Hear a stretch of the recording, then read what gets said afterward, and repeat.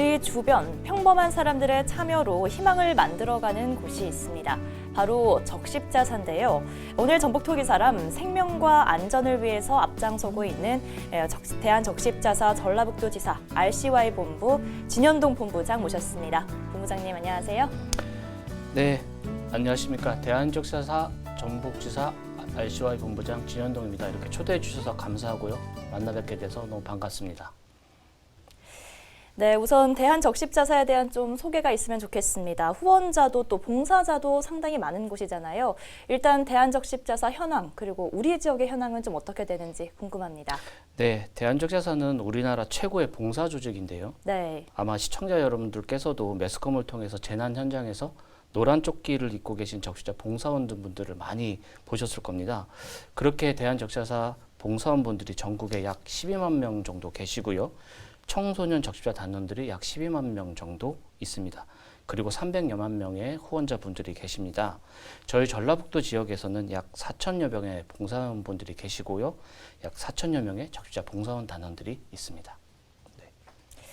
네, 말씀하신 것처럼 우리가 이제 대한적십자사 사실 굉장히 많이 들어봤습니다. 그만큼 좀 다양한 분야에서 활동을 하고 있는 걸로 아는데 일단 대표적인 사업이 어떤 게 있는지 소개 부탁드리겠습니다. 네. 저희 대한적십자사는 재난구호, 공공의료, 남북교류, 혈액 등 사업을 통해 국민의 생명과 안전을 지키는 인도주의 기관입니다. 특히 대한적십자사는 법정 재난관리 책임기관, 그리고 구호 지원기관으로 평상시 재난 예방과 대비 능력을 강화할 수 있도록 노력하고 있는데요. 재난이 발생되면 적십자사는 즉시 재난 상황실을 가동하여 각 시군과 긴밀히 연락하여 재난을 당하신 이재민을 위하여 긴급 구호품을 제공해드리고 있습니다. 그리고 필요한 곳에 급식 차량, 세탁 차량, 샤워 차량 등을 운영하여 빠른 회복이 될 수 있도록 최대한 지원을 하고 있는데요. 또한 재난이나 사고의 경험으로 충격을 해소하고 정신건강 증진 및 심리 지원을 또 제공하고 있습니다. 크고 작은 재난 경험이 있으신 분들은 언제든지 무료로 도움을 받을 수 있습니다. 네, 그런데 또 최근에는 이제 안전에 대한 관심이 굉장히 높아졌습니다. 이 안전사고 대비 또 긴급 상황에서 구조 활동 이런 것에 대한 관심도 많이 높아졌을 것 같은데요. 네, 맞습니다. 이번 이태원 참사를 계기로 해서 부쩍 안전에 대한 의식이 굉장히 높아졌는데요. 저희 전라북도 지사에서도 심폐소생들 이런 안전교육에 대한 문의가 약 한 2배 정도 이상 더 늘어나서 교육을 좀 하고 있는 상태입니다. 네. 네, 말씀하신 것처럼 이 심폐소생술 굉장히 그 중요성이 더 두각이 됐습니다. 가장 기본이라고 하는 만큼 참 누구라도 좀 배워둬야 하지 않나 싶은데요. 네, 방금 사회자분이 말씀하셨듯이 심폐소생술 교육은 만 16세 이상 분들이면 누구나 교육을 통해서 지원을 받으실 수 있습니다. 네. 네, 지금 적십자사에서도 이 심폐소생술 교육을 좀 따로 하고 있는 건가요? 네, 저희 대한적십자사에서는 1948년부터 우리나라 최초로 응급처치 교육을 실시하였는데요. 매년 약 50여만 명 이상을 교육하는 국내 최대 응급처치 전문 교육기관으로 말씀드릴 수 있습니다. 이처럼 국민의 생명보호와 건강증진을 위해 적십자 인도주의 활동을 현재도 실천하고 있는데요.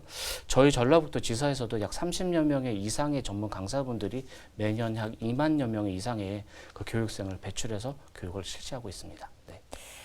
네, 실제 이 심폐소생술은 좀 어떻게 하는 것인지 이게 말로 설명하기가 좀 힘들 수도 있지만 좀 간단하게 설명을 해주시고 또 꼭 기억해야 할 점이 있다면 또 이야기 부탁드리겠습니다. 네, 말씀드리겠습니다. 우선 응급 상황 시 행동 요령을 기억을 해야 되는데요.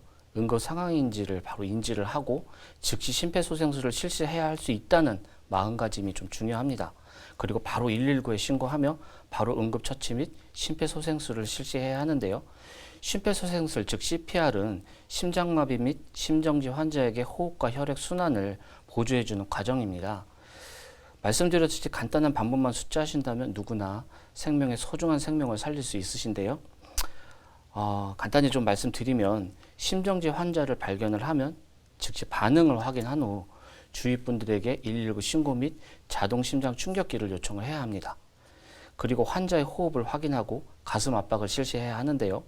가슴 압박은 한쪽 손바닥을 가슴뼈 흉곽 아래쪽 절반 부위에 대고 그 위에 다른 손바닥을 겹쳐 강하고 규칙적으로 그리고 빠르게 압박하는 것이 원칙입니다. 압박 깊이는 약 5cm, 그리고 압박 속도는 분당 100에서 120회, 그러니까 초당 약 2회 정도가 되는데요. 네. 그렇게 실시해서 유지하는 게 아주 중요합니다. 구 기도 개방을 하고 인공 호흡을 실시하는데요. 이렇게 가슴 압박을 30회, 그리고 인공 호흡을 2회 반복 시행을 합니다. 심폐소생술이 익숙지 않은 분들은 119 상황실의 영상 통화를 이용을 해서도 그 심폐소생술을 실시할 수 있습니다. 이게 가장 중요하다고 생각합니다. 네, 이렇게 말로만 들어도 상당히 체력이 요구되는 그런 체력이 소모되는 그런 과정인 것 같습니다. 주변에 보면 자동 심장 충격기 네. 이런 게 있을 때가 있잖아요. 이 기계의 사용법도 좀 알아두는 게 중요할 것 같아요. 네, 맞습니다. 자동 심장 충격기, 즉 AED라고 하는데요. 자동 심장 충격기는 심장 리듬을 자동으로 분석하여 제사동에 필요한 전기 충격을 주어 심장이 정상적으로 작동할 수 있도록 해주는 의료 장비라고 말씀드립니다. 네. 자동 심장기는 사용법도 중요하지만 어디에 심장 충격기가 있는지 좀 알아두는 것도 좀 중요하다고 생각하는데요. 자동 심장 충격기는 지금 법적으로 일정 규모 이상의 장소에는 필히 비치가 되어야 합니다. 시청자 여러분들께서도 내 주위에 어디에 자동 심장 충격기가 비치되어 있는지 한 번쯤은 좀 봐두시는 것이 좋을 것 같습니다. 간단히 또 말씀드리면요. 자동 심장 충격기 사용법은 심폐소생술 도중 자동 심장 충격기가 도착하면 가장 먼저 전원을 켜고요. 전원이 켜지면 자동 심장 충격기에서 안내 멘트가 나오게 됩니다. 그에 따라서 행동을 하시면 되는데요. 보통 패드 붙이기, 그리고 심장 리듬 분석하기, 그리고 자동 심장기 충전, 심장 충격의 과정으로 좀 이루어집니다. 기억하셔야 할 점은 제세동을 시행한 뒤에도 지체 없이 심폐소생술을 시행하는 것이 중요합니다. 자동 심장 충격기가 그 멘트가 제세동이 필요 없는 경우도 나옵니다. 라고 이렇게 멘트가 나오는 경우에도 환자의 회복 기미가 보일 때까지는 무조건 심폐소생술을 실시하는 것이 중요합니다. 네, 아까 이제 자동 심장 충격기가 어디에 있는지 좀 확인을 해두는 게 좋을 것 같다고 이렇게 말씀해 주셨는데 실제로 이거를 어디에 있는지 확인은 어떻게 할 수 있을까요? 아마 보통 저희 아파트에 계신 분들은 네. 그 관리사무소라고 하나요? 그 입구에 좀 배치가 돼 있고요. 네. 대형 마트나 이런 쪽에 가보면 아마 입구 쪽에 자동 충격기가 비치되어 있습니다라는 안내 그 문구가 있을 겁니다. 네. 그거 한번 기억해 두시는 게 좋을 것 같습니다. 네, 무엇보다 이 심폐소생술 결국에는 좀 심정지 상황에서 빨리 시행이 돼야 되는 거죠. 네, 맞습니다. 급성 심정지 환자의 골든 타임은 저희가 다들 알고 계시는데 약 4분 정도라고 하는데요. 네. 4분 이내에 심폐소생술을 시행했을 시에는 환자가 일상생활로 온전히 돌아갈 수 있지만 약 5분이 넘어갔을 때는 뇌세포가 비가역적으로 손상을 입게 됩니다. 그래서 저희가 골든타임을 약 5분이라고 좀 지칭을 하는데요. 그런 경우에는 환자가 소생을 하더라도 심근경색 후유증이 남게 되어 15분이 넘어갈 시에는 뇌사 상태로 빠지기 때문에 그 좀 환자로서는 좀 어려운 경우가 좀 닥칠 수 있습니다. 네, 그러면 이제 어떤 상황인 환자에 따라서 이 골든타임이 좀 달라질 수도 있는 건가요? 네. 저희가 이제 중증 환자의 골든타임은 약 1시간 정도로 그 골든타임을 잡고요. 네. 뇌졸중 환자는 약 3시간. 그다음에 심정지 상태에서는 골든타임 아까 말씀드렸듯이 약 4분 정도로 좀 잡고 있습니다. 심정지로 5분이 지나고 나면 아까 말씀드렸듯이 의학적으로 뇌세포가 손상을 입은 상태로 돼서 환자분들에게 어려운 상황이 발생될 수 있는데요.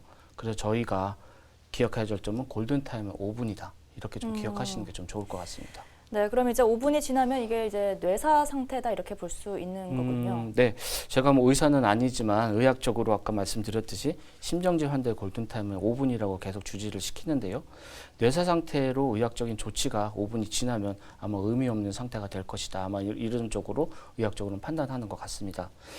근데 좀 저희가 알아둘 게 있는데요. 좀 충격적인 것도 있는데 질병관리본부 자료가 있습니다. 거기에 의하면 우리나라 연간 약 3만 명 이상의 급 심정지 환자가 발생하는데 네. 이 중에 불과 9%만이 생존하고 있다고 합니다. 오. 뿐만 아니라 심정지로부터 소생된 환자의 반 이상이 뇌 손상으로 인해 장애로 사회에 복귀를 한다고 하더라도 좀 어려운 상태로 좀 지내고 계시고요.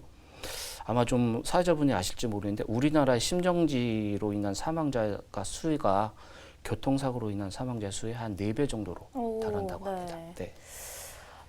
그러면 이제 이게 심정지 상태, 뇌사 상태 이런 상황이 갈 때 일반적으로 좀 전조 증상이나 이런 게 따로 있을까요? 뭐, 네. 네, 전조 증상이 나타나면 곧바로 응급처치를 해주는 게 좋다 이런 게 있을까요? 맞습니다. 그 의학적으로는 이게 청색증이라고 좀 나타난다고 하는데요. 네. 흔하게 나타나는 증상으로는 이제 심장이 불규칙하게 계속 뛰며 가슴 압박이 이제 지속적으로 나타난다고 합니다. 그리고 식은땀이 온몸에 이제 퍼지기도 하고 호흡곤란과 이제 구토 증상이 좀 일어나기도 한다고 하는데요. 또한 가슴에서 팔로 퍼지는 이제 통증이 지속적으로 될 때, 내가 심정지가 좀 올 수 있는 상태가 될 수 있지 않느냐는 판단을 해서 그런 가능성이 좀 크다고 하는데요. 그럴 경우에는 빠르게 응급처치를 받는 것도 중요하지만 119에 신고해서 병원에 가서 처치를 받는 것이 좀 중요하다고 말씀하십니다. 네, 이제 심폐소생술 이외에도 이제 구조 매듭법이라는 것도 좀 알아두면 좋다고요. 네. 그 매듭은 로프나 테이프를 써서 걸거나 매거나 감는 방법인데요. 네. 영어로는 노트, 독일권에서는 크로텐이라고 부른다고 합니다. 매듭은 암벽 등반이나 등산 아니라 캠핑, 낚시 등에서도 일상생활에도 폭넓게 좀 이용할 수 있는데요. 등산용으로 쓰이는 매듭은 등반자의 안전과 관계되므로 정확한 용도와 명칭, 방법 등을 반드시 숙지하고 어떤 상황에서도 신속하고 정확하게 매듭을 맬 수 있도록 평상시에도 연습을 하는 것이 좀 중요합니다. 매듭 시 주의사항이 있는데요. 단단히 조여서 만들고 고리는 가급적 필요한 크기로 만들며 크기는 가급적 작게 만들 것, 그리고 항상 옥매듭으로 끝 처리를 할 것입니다. 사용 중에 수시로 이제 점검을 하는 것도 더 중요한데요. 등반자의 상호간 또 매듭을 확인하는 것도 중요하다고 말씀드릴 수 있습니다. 네, 그런데 이제 말씀하신 것처럼 이게 일상생활에서 또 잘 해보지 않는 네. 것들이고 우리가 배운다고 하더라도 사실 직접 해보지 않으면 잘 시행하기가 쉽지 않은 것 같습니다. 좀 미리 배워놓고 네. 또 안전에 대한 관심을 계속해서 가져야 할 것 같습니다. 또 자연재난, 이 지진이 발생했을 때는 생존, 대피 가방 꾸리기 이것에 대한 관심도 좀 높다고 하던데요. 이건 어떻게 하는 건가요? 사회자분이 방금 말씀하셨듯이 저희 대한자동차사에서는 세월호 침몰 사고 이후에 안전생활 습관화를 위해 체험 중심의 교육 훈련 프로그램을 현재도 좀 실시하고 있습니다. 네. 이 프로그램에서는 재난 대응 교육, 또 CPR 교육, 또 생존 가방 만들기, 또 재난 구호소 체험, 또 구급식 체험 등 다양한 이제 교육을 실시하고 있는데요. 그 땅이 넓고 각종 위험에 노출되어 있는 여러 나라에서는 긴급 상황에 대비하는 생존 가방을 꾸리는 일이 무척 자연스럽습니다. 다만 우리나라에서도 이제 최근에 몇 년간 크고 작은 지진이 일어나면서 생존 가방의 필요성이 이제 대두되기 시작했지만 아직까지는 현재는 낯선 개념입니다. 네. 행정안전부가 운영하는 국민 재난안전 포털에서는 비상 대비용품에 대비해 다음과 같이 좀 안내하고 있는데요. 제가 좀 말씀드리겠습니다. 모든 가족 구성원들은 반드시 비상용 백을 준비해야 두어야 하고 비상용 백에는 대피 시에 필요한 물품을 넣어둡니다. 각 가족 구성원의 비상용 백을 배낭이나 바퀴 달린 여행용 가방처럼 튼튼하고 휴대가 편리한 가방에 넣어두어 비상용 백은 집에서 나갈 때 쉽게 가져갈 수 있어야 합니다. 연중 언제나 반드시 준비해 두시기 바랍니다. 라고 말씀하고 있는데요. 네. 여기서 주목해야 할 것이 있습니다. 그 한 가족의 한계가 아니라 가족 수대로 생존 가방을 좀 준비를 해야 한다고 하는 것인데요. 가방 안에는 비상식량, 물, 응급약품, 플래시, 라디오, 건전지, 호루라기, 여분의 휴대전화 배터리, 또 담요나 네이, 얇은 외투 등 보험용품이 꼭 들어가야 하는데요. 은박 담요는 보관이 쉽고 조난 시에 눈에 잘 띄기 때문에 아마 더욱 유용할 거라고 좀 말씀하시고 있습니다.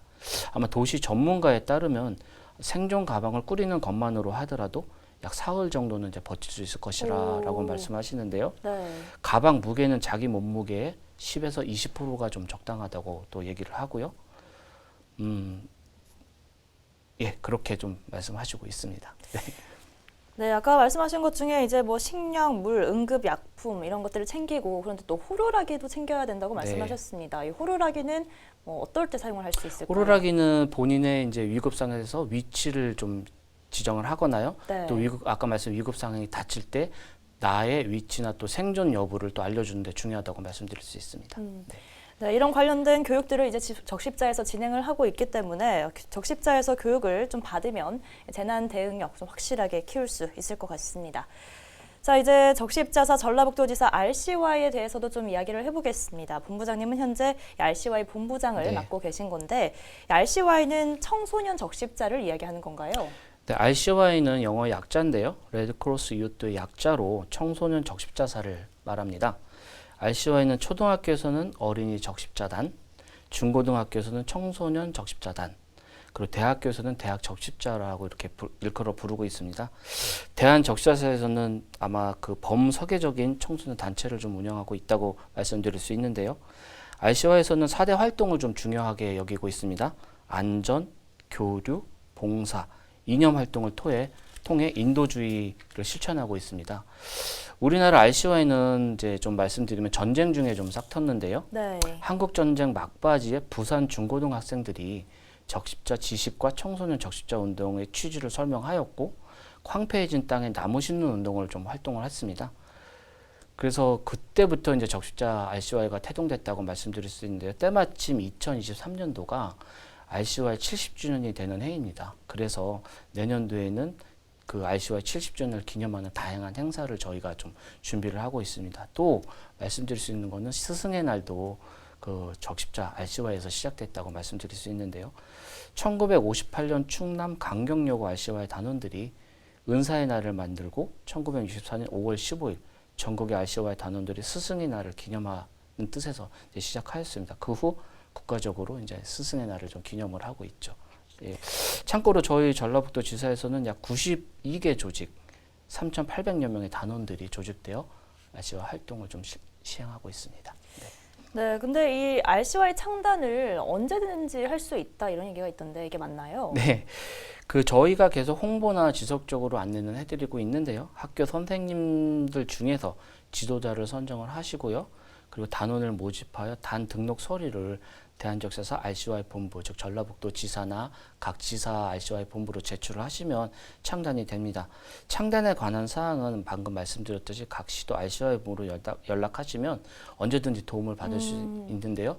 저희 전라북도지사 전화번호는 280-5841로 전화하시면 언제든 창단과 그런 것에 대해서 안내를 해드리고 있습니다. 네. 네, 이제 RCY 학생들이 어떤 활동을 하는지도 좀 궁금한데 가끔 보면 우리 청소년들이 사람 많은 곳에서 헌혈 캠페인 네. 이런 것들을 하잖아요. 이런 것도 이제 RCY 단원들이 하는 건가요? 네, 맞습니다. RCY에서는 아까 4대 교육 그 이념 교육 중에 하나로 생명 나눔을 또 실천을 하고 있는데요. 네. 그 방금 사회자분이 말씀하셨듯이 헌혈 캠페인을 또 진행을 하고 있습니다. 헌혈 교육과 RCY 활동을 통해 헌혈 중요성을 또 인식을 하고 단원들이 자발적으로 또 참여를 해서 활동을 하는 경우가 많이 있습니다. 네, 또 이제 RCY가 학교에 찾아가서 인성교육 프로그램도 진행하고 있다고 들었습니다. 소개 좀 해주시죠. 네, 방금 또 말씀하셨듯이 청소년의 인성 발달과 건강한 성장을 위하여 청소년을 대상으로 인성교육을 저희 사에서 실시하고 있는데요. 네. 적십자 인성교육은 국제적십자 운동 7대 원칙 중에 하나로 그 체험형 인도주의 인성교육 프로그램을 실시하고 있는데요. 이번 연도 2022년도에는 교육부에서 또 인증을 받아서 그 효과성을 또 입증된 바가 있습니다. 저희 적십자사에서는 자라나는 청소년들의 인성교육을 위해서 인성교육 강사들이 또 학교를 찾아가서 교육을 실시하고 있는데요.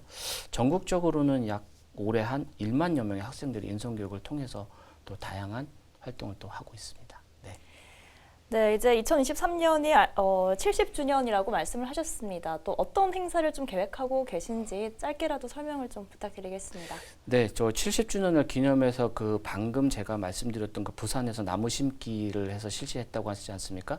그래서 그 날을 기념해서 4월 달에 전국의 그 단원들과 그 적십자 태동지에 또 방문을 해서 나무 심기를 또 진행을 하고요. 또 저희가 이제 응급처치 경연대회도 또 실시를 하고 있는데 네. 그걸 이제 전국적으로 아마 또 내년도에는 실시할 것 같고요. 각 지사별로 다양한 그 프로그램을 또 활동을 해서 또 진행하려고 계획을 좀 하고 있습니다. 네, 오늘 본부장님 덕분에 좀 일상생활에 필요한 안전 정보들 그리고 RCY 청소년 적십자에 대해서도 좀 알 수 있었습니다. 이제 마지막으로 적십자사에 대한 참여 그리고 관심 당부드리면서 마지막 한 말씀 해주시면 되겠습니다. 네. 저희 대한적십자사는 1905년 고종황제 칙령으로 세워진 기관으로 재난구호, 공공의료, 남북교류, 혈액 등의 사업을 통해 국민의 생명과 안전을 지키는 인도주의 기관입니다. 또한 저희는 국민 한 분 한 분이 내어주신 회비로 또 운영을 되고 있는데요. 국민 여러분께서 내어주신 회비는 말씀드렸듯이 국민의 생명과 안전을 지키는 곳에, 그리고 재난 현장 및 소외된 이웃에 빠르게 또 온전과 희망을 전할 수 있도록 소중히 쓰여지고 있습니다. 지금 때마침 저희 대한적시사 회비 모금 기간입니다. 네. 12월 1일부터 내년 1월 31일까지가 집중 회비 모금 기간인데요. 국민 여러분의 또 많은 성원과 응원을 부탁드리면서 그런 아까 말씀드렸지 회비 한 분 한 분에 내준 회비로 저희가 또 운영이 되고 또 소외된 이웃, 재난 현장을 찾아가는 또 저희가 활동을 하고 있으니까 많은 관심과 또 응원 좀 부탁드리도록 하겠습니다. 네, 본부장님 오늘 말씀 잘 들었습니다. 고맙습니다. 네, 감사합니다. 네, 한 해를 돌아보고 또 새로운 해를 맞이하는 이맘때 모두가 안전하고 또 행복한 연말을 보냈으면 좋겠습니다. 네, 오늘 전북톡이 사람 여기서 마치도록 하겠습니다. 고맙습니다.